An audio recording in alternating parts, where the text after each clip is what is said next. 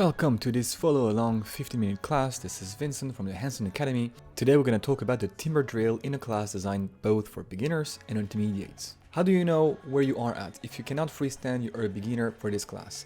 If you can freestand a bit less than 10 seconds, or if you're not really consistent, you are an improver. And if you are beyond that, you are considered today an intermediate. In terms of training volume now, you want to consider both short and longer sessions. If you're a beginner, the short session is going to take you around 15 minutes and the longer session around 30 minutes. If you're an improver or intermediate, those sessions will rather be along the lines of 30 to 45 all the way up to 60 minutes. This allows me to introduce you to this guy, Captain Baguette, who will appear on screen every time you need to pay attention to some very important technical details. And the first one we're going to start with is frequency. You want to practice for shorter duration but more frequent sessions rather than going all in for one session and then not practicing for the whole week. Of course, rest properly in between sessions, and without further ado, let's get to it. For this warm-up, which I'm going to talk you through, we're going to start on all four and lug our elbow pits forwards. From that position, keeping our elbows straight, we're going to lean forward and backwards, feeling the weight transfer that happens in our hands in the process. This will be a very important topic during the rest of this session and for the timber drill, so pay attention already as you perform this very simple drill. We are going to do every single drill of this warm-up together, so you can just set your phone or tablet or laptop in front of you and follow what I'm doing on screen. We are now going to lean sideways from one hand to the other, allowing the shoulder that we're going away from to collapse towards the floor.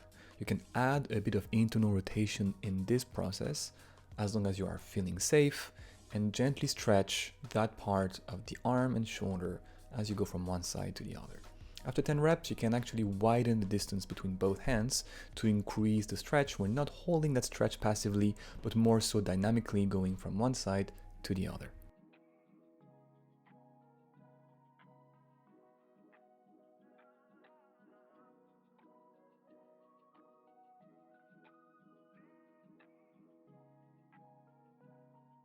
On all four, but turning our hands out so that the fingers face our knees, we now are going to lean backwards.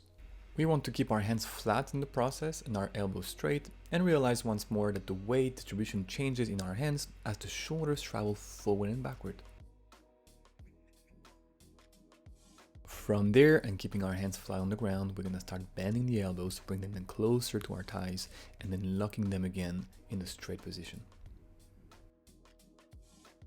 Finally, keeping the hands flat on the ground once more and the elbows bent, we're going to try to peel the base of the hands, which we call the heel of the hands, off the floor and then bring them back down on the floor. This is a bit spicy, so take it gently. Let's now give our wrists a break and go for a few neck circles, even more so if you feel that tension tends to go there when you practice inversions.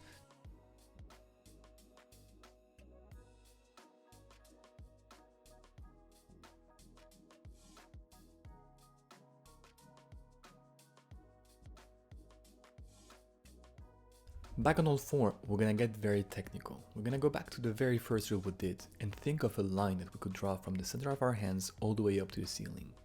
And I want you to feel that when the shoulders are past that line, our hands are much heavier on the floor and tend maybe to spread across the floor.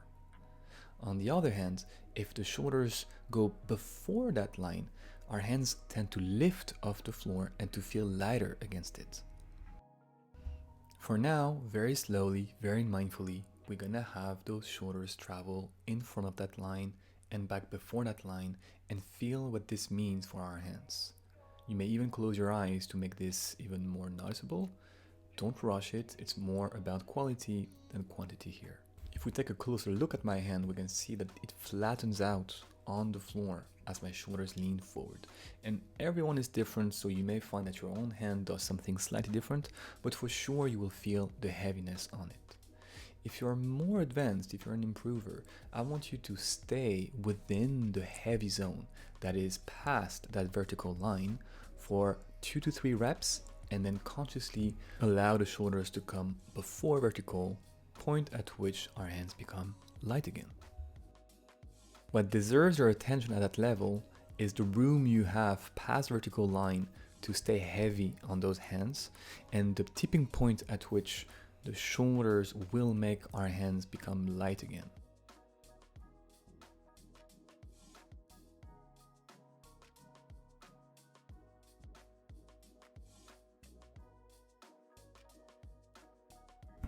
Zooming in, again, this is what will happen. The shoulders move forward and backward, but doesn't go before vertical, therefore the hands stay heavy on the floor, and then consciously we allow to lean away from that vertical axis, and suddenly we feel our hand peeling off that floor.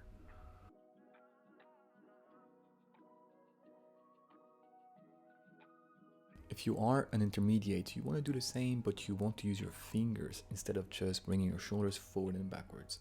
The finger pushing actions are quite complicated, and so if you haven't seen that yet, I invite you to check the website and to reach out for more details.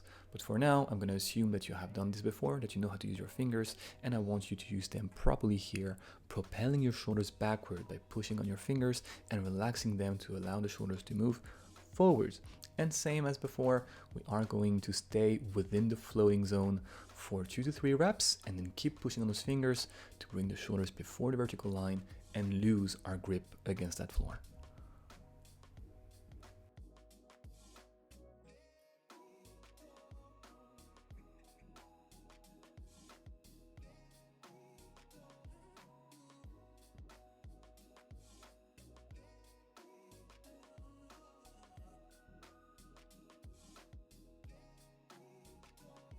Moving on, we're going to start in a sitting position and go from one hand to the other, pushing ourselves from one side to the other for 45 to 60 seconds.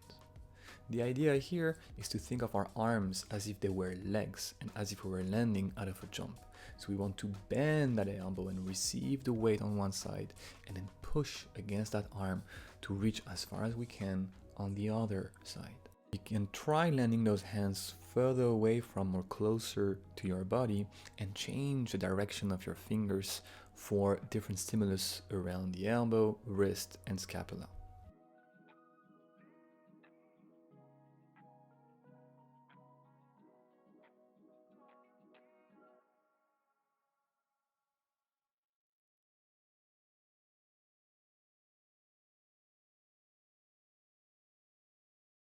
From this sitting position, we're going to push on both feet and both hands to raise our pelvis off the floor all the way up into a tabletop, and then try to bring your pelvis between both hands as you sit back down without actually sitting your butt on that floor. We're going to do this for 10 reps and hold the top position for 10 long seconds with our hips as extended as possible.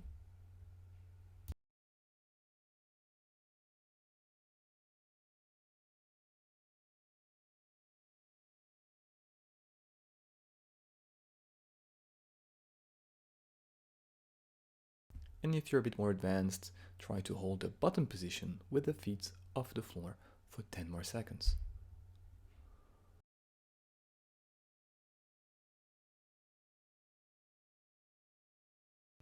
Almost done, and before we get to the last drill of this warm-up, we're gonna lie down for a few seconds, bend both legs with the feet flat on the ground, and articulate your pelvis from an anterior to a posterior pelvic tilt, gluing your lower back against the floor when you posteriorly tilt the pelvis, and exaggerating that arch as you anteriorly tilt the pelvis.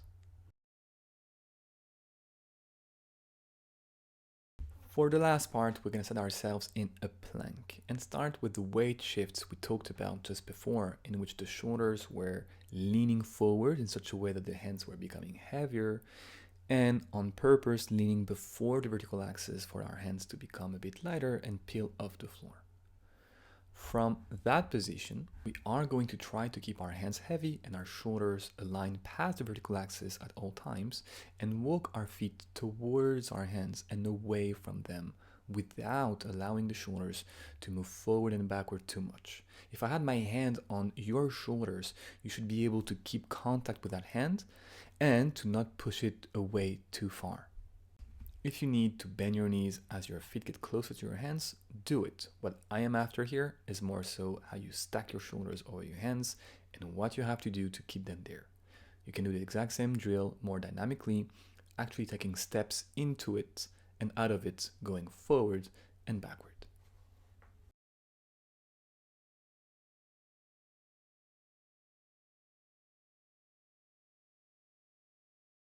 Time for the technical bit. Beginners, I want you to warm up in your kick-ups, trying to land against that wall with one foot or both feet, and if you are not there yet, if you cannot reach that wall, reach out to me or send me a comment or send me a message and I will show you what you should do.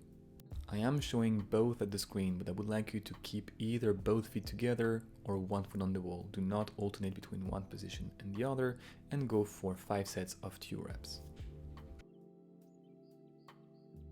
Improver, I would like you to do the same, but to land also butt on the wall, feet off the wall, one foot on the wall, and both feet on the wall. And you are actually going to do all 3 shapes to really understand the difference between them 3 as you warm up into your session.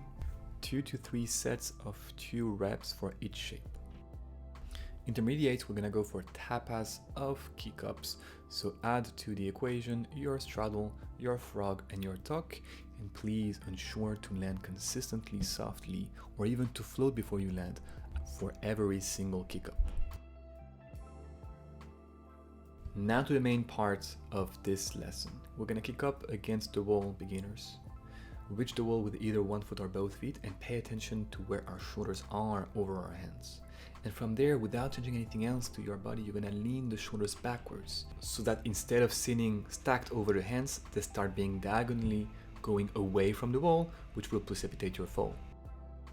So yes, you are asked to actually fall out of a handstand, to quote unquote fail your handstand by bringing the shoulders away from their stack, away from their axis without changing anything else. You will feel that the foot staying on the floor becomes lighter and lighter before this actually happens. Improvers and intermediates, you want to do the exact same thing, but have your hands a bit further away from the wall if you're working on a foot to the wall position, and just as close if you're working on both feet on the wall. What I am after here is as gradual a takeoff as possible, only through the shoulders moving away from their axis.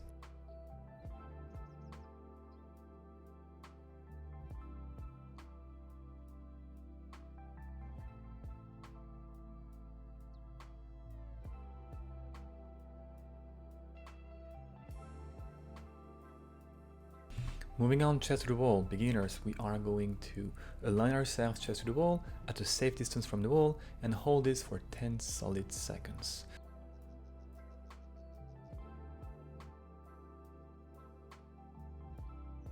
Improvers, you want to do the same thing for 3 sets of 15 seconds, resting roughly 30 to 60 seconds in between with one leg off the wall, and this should not change anything to the alignment that you have between the hands, the pelvis, and the shoulders. And if that's a bit obscure, we will talk about this in a different lesson later.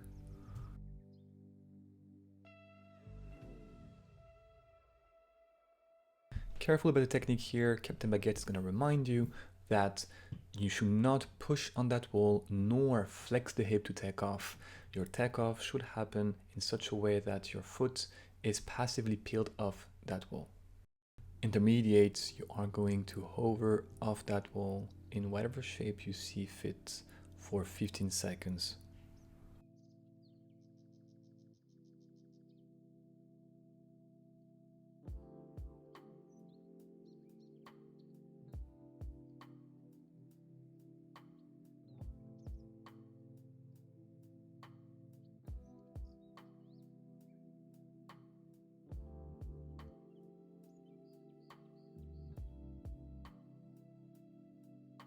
Beginners, chest to the wall. We are going to try to feel the same that we just experienced back to the wall. If I lose my stack, what is this going to do to my sense of balance? So we're going to align ourselves chest to the wall, try to align your pelvis over the shoulders, over the hands, and again, try to misalign your shoulders, this time towards the wall. What is this doing to the weight that you can feel in your hands, or what is this doing to the weight of your feet against that wall? And what you should feel is that your feet become heavier because the weight is being poured away from your hands into your feet, which freestanding means that you're losing your handstand. Improvers, you want to go back to this alignment with one leg off the wall, feel that the foot on the wall is light if you have found your alignment properly, and then lose the shoulder axis, shoulders towards the wall, and feel how you are invariably falling back to the wall.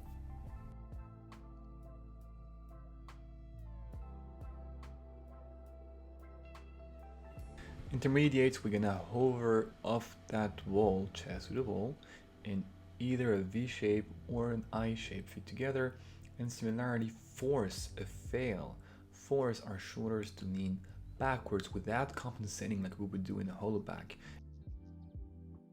We are going to go back to the wall, kick up and take off. Now I'm assuming that you know how to take off for this one, which is without pushing on the wall to take off, without flexing the hip, but sheerly pushing through the fingers because the shape that you have found is functional. Improvers, I want you to go for ping pongs instead of just takeoffs. That is, you want to push yourself off the wall and then relax the fingers to come back against it. And we're gonna aim for 2 to 3 ping pongs, trying to hold maybe the last one for a few more seconds before finding the floor again. Now beginners, improvers, ensure that Captain Baguette doesn't get too upset with you. We cannot push our way off the wall by using a leg, let's say, or even, should I say, yanking a leg away from the wall by flexing the hip. Because this is not a good habit to take. It's going to create a lot of disruption down the road when you freestand, and you will become dependent on that wall. So instead you want to ensure that your shape is functional, that foot or both feet are light against it, and that you can push your way away from that wall with your fingers.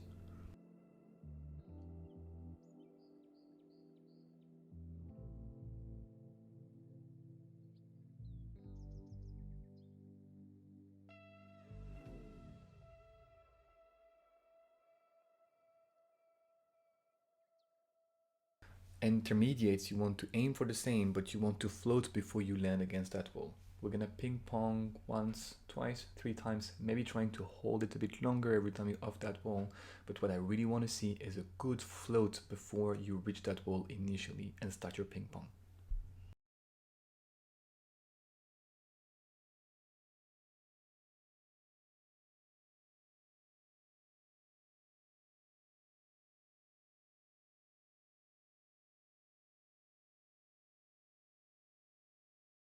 Welcome to the second part of our class about alignment and what we have called the timber zone. Now this second part is more dedicated towards improvers and intermediates. Beginners, before you even move into what we're going to cover in this class, you want to refine your perception of what the timber zone is, your perception of what the balancing zone is, clean up your takeoff technique, clean up your kicking up technique, clean up your awareness upside down. I know it is tempting, but stay where you are and make your foundations more solid before you can continue forward. Let's start the second part of this class by zooming on the technical aspects of why we are chasing the timber drill. The timber drill mimics what happens in quote-unquote the real freestanding life in 2 different scenarios. First, you undershoot again and again and again because you do not stack the shoulders over the center of the hands. In essence, you pretty much stay in that timber zone all the time. And second, you do get to the balancing floating zone, but because of your corrections or because of your lack of body awareness, you end up going out of the balancing zone and into the timber zone without even realizing it.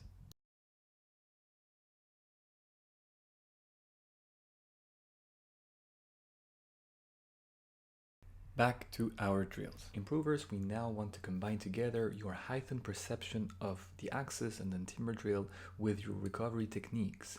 So by lowering one leg or bringing the pelvis further away from that wall, we are going to force the shoulders to start moving away from their axis, which is what happens in the timber drill. And the moment this happens, you want to correct that using one of your recovery techniques and bring those legs or that leg back to the wall at all costs, because this is where your handstand lives. For the feet to the wall position, for instance, the slide away recovery method in which we go through a planche will prove to be quite useful. At first, you want to go for very small range of motions because anything too hard will really put you in a deficit position, very hard to control, very hard to save that.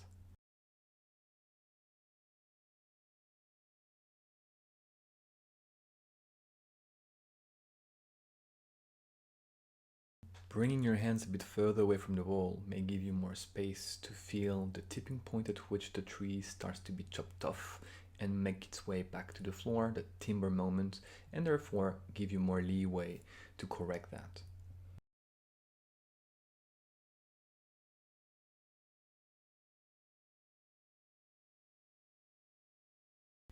Intermediates, you want to try to do the same in your freestanding handstands. Now, a good rule of thumb is that you want to hold that stable handstand for 5 to 10 seconds first before you even try to lower something towards the floor, putting you in a deficit position that you're going to have to save. But what we are after is making good use of those perceptions we had against the wall and feeling now better and more precisely what happens when we lose a handstand, correcting it, anticipating the fall, and staying longer on our hands. There is a few avenues to be explored here. If you're somebody who struggles with consistency, then you really want to force that chaos into your body, but try to start small so that your consistency rate is beyond 60%. If you're somebody who integrates handstands within a dynamic form of movement like dance, capoeira, or whatnot, you're gonna have to recover handstands that are really hectic, and therefore you really want to expand that range of motion in which you can stay with handstand.